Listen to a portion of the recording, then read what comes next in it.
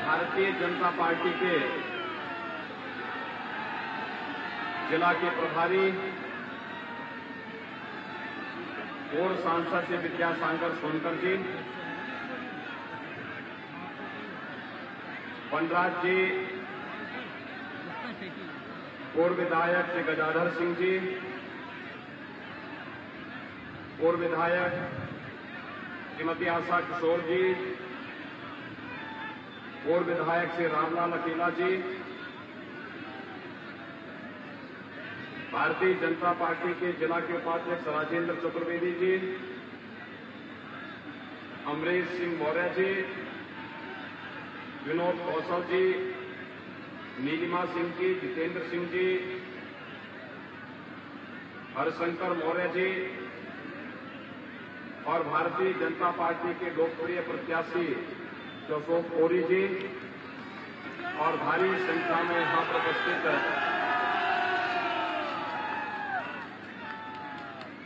इस क्षेत्र के सभी उपस्थित भाइयों बहनों, हमारे लोकप्रिय विधायक स्वर्गीय दल बहादुर कोरी जी हमारे बीच में आज नहीं है। कोरोना कालखंड में जनता की सेवा करते करते वे स्वयं ही कोरोना की चपेट में आए और उस समय जब मेरी उनसे बातचीत हो रही थी तो मैंने उनको इस बारे में कहा भी कि आप अपना ध्यान रखिए क्योंकि बीमारी में बहुत संक्रमण है। लेकिन भाइयों बहनों, एक सच्चे जनप्रतिनिधि के रूप में सलोन वासियों, रायबरेली वासियों की सेवा करते करते वे स्वयं कोरोना की चपेट में आ गए। आज वे हमारे बीच में नहीं, भारतीय जनता पार्टी ने उनके सुयोग्य पुत्र को आपके बीच में आपकी सेवा के लिए प्रत्याशी के रूप में फिर से भेजा है और उनके समर्थन में आपसे अपील करने के लिए मैं आज आपके बीच में यहां पर उपस्थित हुआ हूं। भाइयों बहनों, आज प्रदेश के अंदर 59 सीटों पर विधानसभा का चुनाव चल रहा है। इससे पहले 3 चरणों में 172 सीटों पर चुनाव संपन्न हो चुके हैं। चुनाव का जो रुझान आया है, चुनाव का रुझान बताता है कि 80% सीटों पर भारतीय जनता पार्टी प्रचंड बहुमत के साथ सरकार बनाने की अग्रसर है। ये परिवारवादी, दंगावादी, माफियावादी, इन सब की जमानतें जब्त हो रही हैं और प्रदेश को विकास, सुशासन और सुरक्षा का एक बेहतर माहौल देने वाली भारतीय जनता पार्टी के पक्ष में जनता जनार्दन का प्रचंड जो समर्थन मिल रहा है, ये समर्थन अब सुनामी में बदल करके सपा, बसपा और कांग्रेस की जमानत को जब्त करता हुआ दिखाई दे रहा है।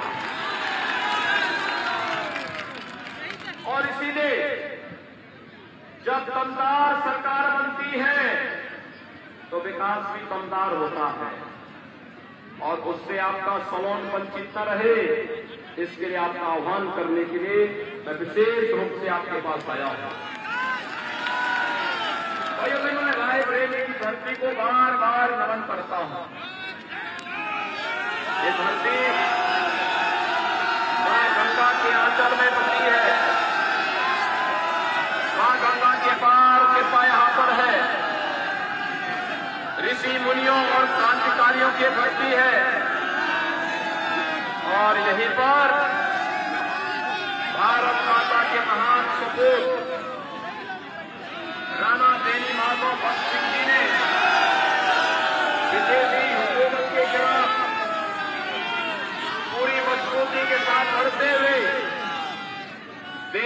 स्वाधीनता के लिए अपना योगदान तो दिया, उसके साथ ही वीरा पासी के स्तर और पराक्रम को भी पूरा देश आशीर्वाद करता है।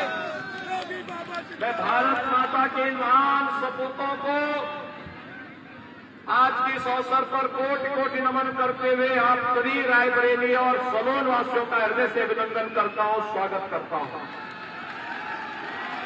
भाइयों बहनों, 2017 के पहले जैसी सरकारें थी,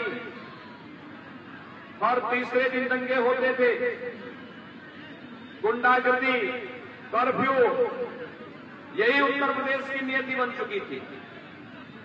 2017 के बाद दंगा हुआ यूपी में, नाम सुना दंगा का? कर्फ्यू का कहीं नाम सुना? बाजारों में कहीं बमबाजी होती है? 2017 के पहले होती थी ना। आज भाइयों बहनों कर्फ्यू नहीं लगता, आज कांवड़ यात्रा निकलती है उत्तर प्रदेश में। 27 को आप वोटिंग करेंगे और 1 तारीख को शिवरात्रि भी है। अब उत्तर प्रदेश में कांवड़ यात्रा निकलती है और शिव भक्तों के द्वारा हर हर बम बम के नारे लगा करके भक्ति में गान गाते हुए कांवड़ यात्री निकलते हैं तो नए भारत के, नए उत्तर प्रदेश की तस्वीर भी प्रस्तुत करते हैं। भाइयों बहनों, आज मैं आपसे बताने के लिए आया हूं, ये वही उत्तर प्रदेश है जिस उत्तर प्रदेश में बेटियां स्कूल नहीं जा पाती थी, आतंकी घटनाएं होती थी, अराजकता चरम पर थी। भाइयों बहनों, आज उत्तर प्रदेश सुरक्षा का एक मॉडल बना हुआ है। अपराधियों और माफियाओं के खिलाफ कार्रवाई कैसे होनी चाहिए, दंगाइयों के खिलाफ कैसे कार्रवाई होनी चाहिए, उत्तर प्रदेश जो नजीर प्रस्तुत करता है उसको देश और दुनिया के अंदर लोग एक नजीर के रूप में लेकर के उसको लेते हैं कि वाह, दंगाइयों को रोकना यूपी मॉडल ले लीजिए। और भाइयों बहनों, मैं इसीलिए आपसे कहने के लिए आया हूं, याद करिए 2017 के पहले 12 से 17 के बीच समाजवादी पार्टी की सरकार थी। समाजवादी पार्टी की सरकार में क्या आपके यहां बिजली आती थी? क्या बिजली आती थी? आज बिजली मिल रही है। बिजली मिलने में कोई भेदभाव तो नहीं है ना। सपा की सरकार में तो बिजली की भी जाति होती थी और बिजली की भी मशहब हुआ करता था। होली और मुहर्रम रहेगा तो बिजली आएगी, मुहर्रम और ईद पे बिजली, लेकिन होली और दीपावली पे बिजली गायब रहते थे। आज तो बिजली, सबको बिजली, पर्याप्त बिजली मिल रही है ना, कोई भेदभाव तो नहीं। मुझे एक बात बताइए, कोरोना कालखंड है, पूरी दुनिया में लाखों लोग मर चुके हैं, लेकिन भारत के अंदर प्रधानमंत्री मोदी जी के नेतृत्व में कोरोना प्रबंधन का जितना बेहतरीन कार्य हुआ, पूरी दुनिया उसकी सराहना कर रही है। फ्री में टेस्ट, फ्री में उपचार, फ्री में वैक्सीन। कितने लोगों ने वैक्सीन ले ली है? सड़क के उस पार, सड़क पे जो लोग हैं उन लोगों ने वैक्सीन नहीं ली है क्या? वैक्सीन लेने वाले लोग मुझे बड़ा बताइए, कितने लोगों ने कोरोना का टीका लगा लिया है? ज्यादातर लोग टीका लगा लिए हैं और उसी का परिणाम है तीसरी वेव कब आई कब गई कोई पता ही नहीं लगा। यानी कोरोना का वैक्सीन प्रभावी है ना,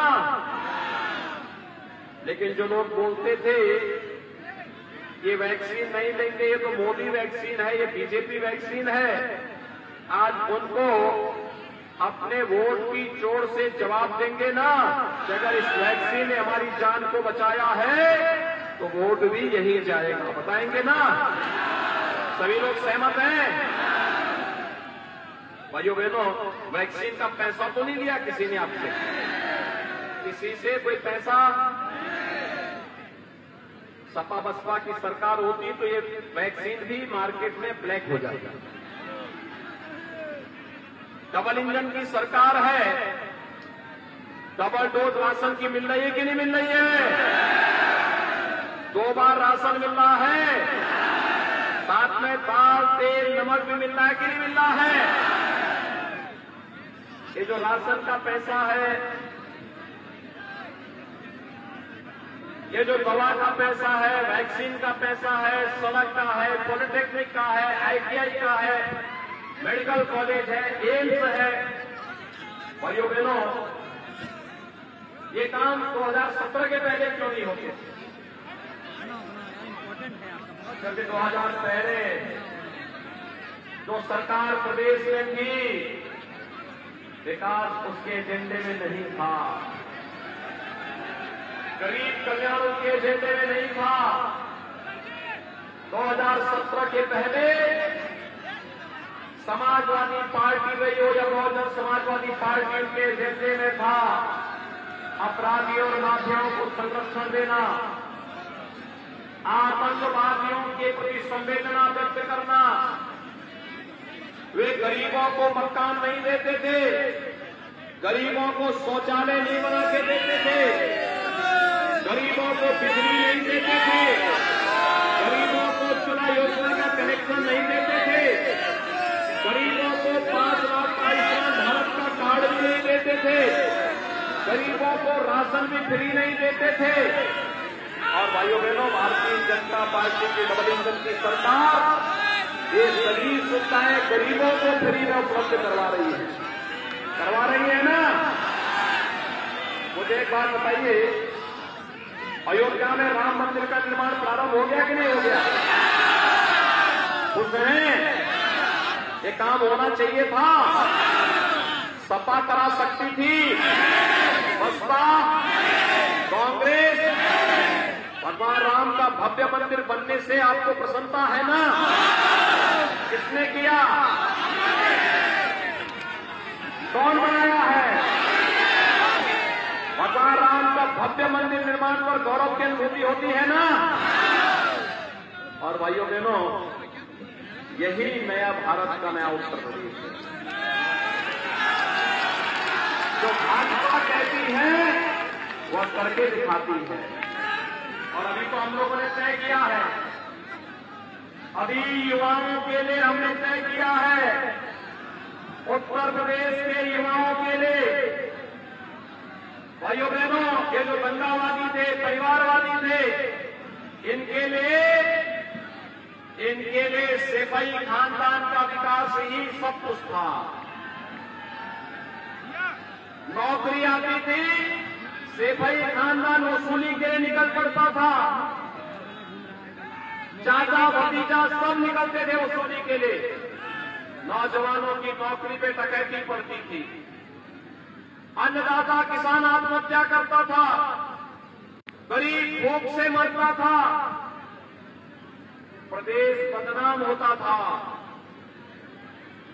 आज ये दंगावादी माफियावादी परेशान हैं, इस बात को लेकर के परेशान हैं कि इनके एक एक ठिकाने को हम लोग चिन्हित कर चुके हैं। और भाइयों बहनों, चिन्हित करने के बाद अब सरकार ने अपनी कार्रवाई जब प्रारंभ की है तो सभी परेशान हैं, नाक रगड़ते हुए दिखाई दे रहे हैं।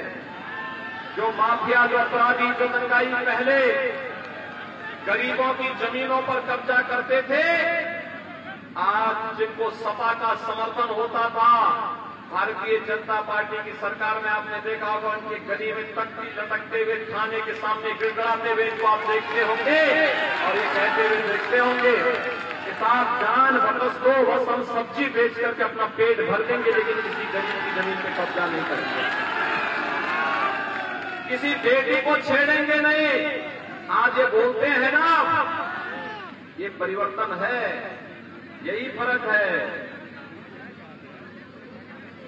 2017 के पहले नौजवानों को नौकरी नहीं थी। हमने 5 साल में 5 लाख नौजवानों को सरकारी नौकरी दी है। और भाइयों बहनों, सरकारी नौकरी नहीं दी, सुरक्षा के बेहतर वातावरण से नौजवानों को रोजगार और नौकरी की सुविधा भी दी है।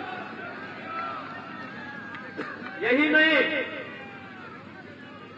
वर्तमान में 1 करोड़ नौजवान को टैबलेट और स्मार्टफोन भी दे रहे हैं। और हमने तय किया, समाजवादी पार्टी ने इसकी शिकायत की है। हमने तय किया है ये चुनाव आयोग में शिकायत कर ले, 10 मार्च के बाद 2 करोड़ नौजवानों को टैबलेट और स्मार्टफोन देंगे। और भाइयों बहनों,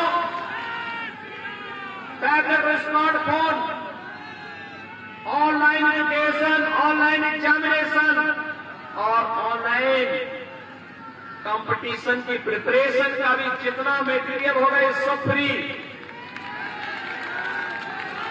यही नहीं, डिजिटल एक्सेस भी जितना लगेगा इसका खर्चा भी मां बाप पर नहीं आएगा। गरीब से गरीब बच्चा भी तैयारी कर पाएगा, वह खर्चा भी सरकार उठाएगी। सरकार ने एक काम और तय किया है कि हर मेधावी बेटी को जो कॉलेज जाएगी उसको स्कूटी भी उपलब्ध करवाएंगे। 60 साल से ऊपर की हर महिला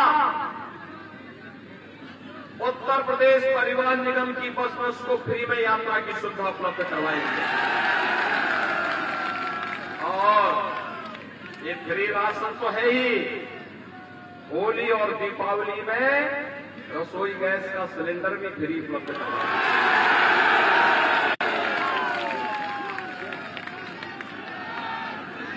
सभी लोग सहमत हैं ना? सभी लोग सहमत हैं? ये जो परिवारवादी और दंगावादी है परेशान है, कहा इतना पैसा कहां से आया है? मैंने कहा देखो, हमारे समय में पैसे की कमी नहीं होती और उत्तर प्रदेश में पैसे की कमी होगी कैसे? हमारी सरकार आई थी, हमने तो किसानों का कर्ज माफ भी किया था। अकेले आपके रायबरेली जनपद में 81,700 से अधिक किसानों का कर्ज माफ हुआ था। और यही नहीं भाइयों बहनों, 3,60,000 किसानों को आपके रायबरेली जनपद में प्रधानमंत्री किसान सम्मान निधि का लाभ मिल रहा है, 6,000 रुपये सालाना। 1 करोड़ वृद्धजनों को, विधवा महिलाओं को और दिव्यांगजनों को 12,000 रुपये पेंशन की सुविधा दे रहे हैं हम लोग। विकास अलग से, अयोध्या फिर से चमक रही है, काशी भव्य बन रही है, मथुरा वृंदावन संवर रही है। हर धाम के विकास की कार्रवाई को आगे बढ़ा रहे हैं। हाईवे बन रहा है, मेडिकल कॉलेज बन रहे हैं, पॉलिटेक्निक बन रहे हैं, डिग्री कॉलेज बन रहे हैं। विकास, गरीबों के मकान बन रहे हैं। अकेले रायबरेली जनपद में 50,000 गरीबों को एक मकान मिले हैं। परेशान है ये, पैसा कहां से आ गया? मैंने कहा देखो, तुम तो दंगाई हो, केवल आग लगाना जानते थे। तुमने जिंदगी भर केवल अपने परिवार के बारे में सोचा है। तुम्हारा नाम समाजवादी गलत है, तुम्हारा नाम तो दंगावादी होना चाहिए था, परिवारवादी होना चाहिए था। और इनको नया नाम अगर देना है भाइयों बहनों, तो आपने रामायण सीरियल देखा है ना? वहां एक पात्र का नाम है लंकेश, सुना है ना? लंकेश का हर विजयादशमी को पुतला फूकते हैं, मालूम है ना? और ये जो लोग हैं दंगा कराने वाले, इनका नाम क्या पड़ेगा? बंदेज। दंगा कराने में सब मानी है, क्या नाम पड़ेगा इनका? तो बंदेज को वोट देंगे।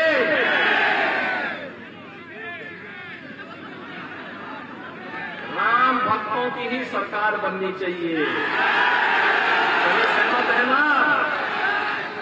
और मैंने इनको इसीलिए कहा है, ये लोग परेशान हैं। मुझसे एक दिन बहस करने लगे, कह के हमने विकास कराया। मैंने कहा बताओ कहां विकास कराए? कहा आपने अयोध्या में कराया, काशी में कराया, वृंदावन में कराया, हमने भी कराया। मैंने कहा कहां? गांव में। मैंने कहा गांव में कहां? तुम्हारे समय बिजली नहीं आती थी, सड़क नहीं बनती थी, पानी नहीं मिलता था, स्वास्थ्य की सुविधा नहीं मिलती थी, बेटियां स्कूल नहीं जा पाती थी, विकास कहां है? कहा साहब ये विजन हमारे पास नहीं था, लेकिन हमने एक जगह विकास कराया। मैंने कहा कहां? कहा हमने कब्रिस्तान की बाउंड्री करवाई है। क्या विकास था इनका? कब्रिस्तान की। तो इनको बोलिए कि वोट भी वहीं से दीजिए। और भाइयों बहनों हमसे बोलते हैं ये पैसा आपके समय कहां से आया? मैंने कहा देखो, हम जब एक्सप्रेस हाईवे बनाते हैं ना, हाईवे बनाते हैं, सड़क बनाते हैं, मेडिकल कॉलेज बनाते हैं, उसके लिए एक उपकरण की आवश्यकता है और उसका नाम है बुलडोजर। आपने देखा होगा पूर्वांचल एक्सप्रेस वे जब बनी, बुलडोजर अच्छा धड़ा करके चला एक्सप्रेस हाईवे बनाया ना। लेकिन एक हाथ से बुलडोजर चलाते हैं, दूसरे हाथ से वही बुलडोजर दूसरी तरफ से चलता है, तो माफिया की छाती को रगड़ते हुए उसकी अवैध कमाई को।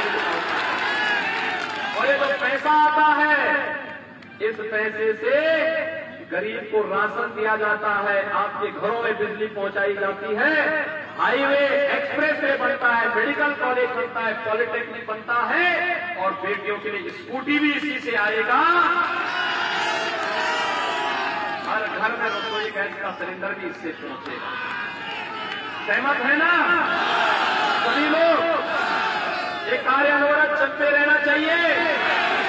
भाइयों बहनों, इसके लिए चाहिए दमदार सरकार। दमदार सरकार तब जब सलोन सीट पर श्री अशोक गोरी फिर से विधायक बनेंगे। सभी लोग सहमत हैं? सभी लोग सड़क के उस पार भी थोड़ा मुझे बताइए। अगर सहमत है तो दोनों हाथ ला करके मेरे साथ बोलेंगे, दोनों हाथ ला करके।